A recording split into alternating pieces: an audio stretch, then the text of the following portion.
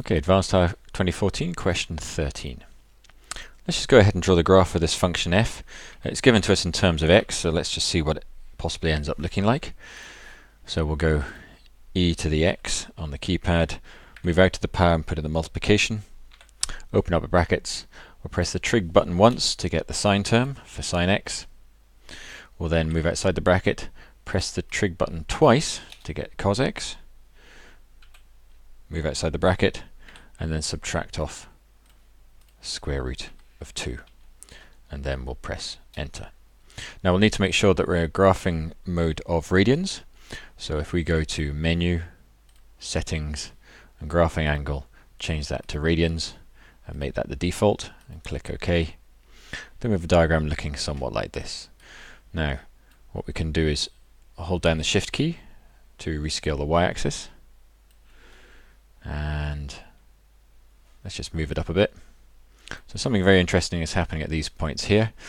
Now we're told there's a restriction on the values of s between 40 and 120. So I'm just going to go to calculator page and see if I can figure out what those values are in terms of x.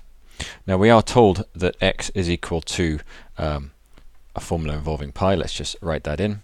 So x is equal to pi on the numerator. So let's get a fraction template up and running. And that'll be multiplied by s, subtract off 40, and all divided by 80. Alright, so there's my relationship between the two. Now if I wanted to find out when when s is equal to 40, if I replace s to be 40, x would be 0.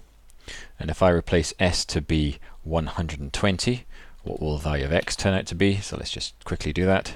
If I just replace that by 120, and I'll just take that equal sign, we can see what's going on. It's looking awfully like pi. So effectively what we're looking for is values between 0 and pi.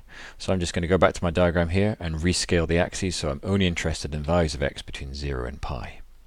So I'll press menu, window zoom, window settings. I'll change my x minimum to be 0, my x maximum, I'll just type in pi, and I'll make it go up in steps of pi by 2.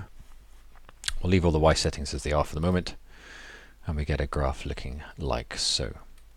So we're looking for a maximum and for the greatest efficiency, so that'll be a maximum somewhere around about there, and the least efficiency will probably be right at the very end when x is equal to pi by 2.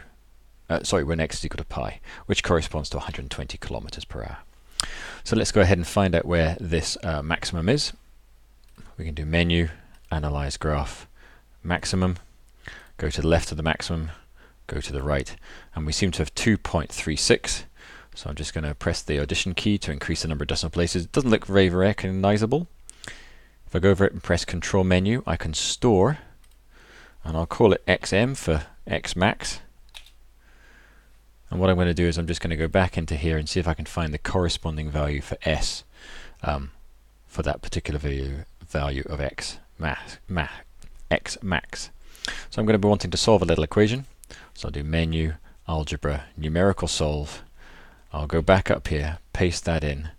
If I change that to be xm, that's my maximum value for x. And if I then want to solve it for s, it'll tell me it's a speed of 100 kilometers per hour. So it's most efficient at 100 kilometers per hour, and it's least efficient at 120. The most efficient value of f will be when we get to that point and its greatest efficiency is 15. We can see the number on show there. And to get the value for pi, I'm just going to evaluate f of 1 at pi.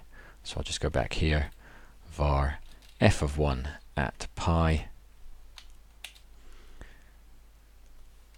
Oh, it's going to give us an error here because this mode is not in radians. So we'll just have to go to the cog, change my document settings, and change the angle to be radians, and make that the default, and click OK. And then let's just reevaluate the last statement, and we get 5.414.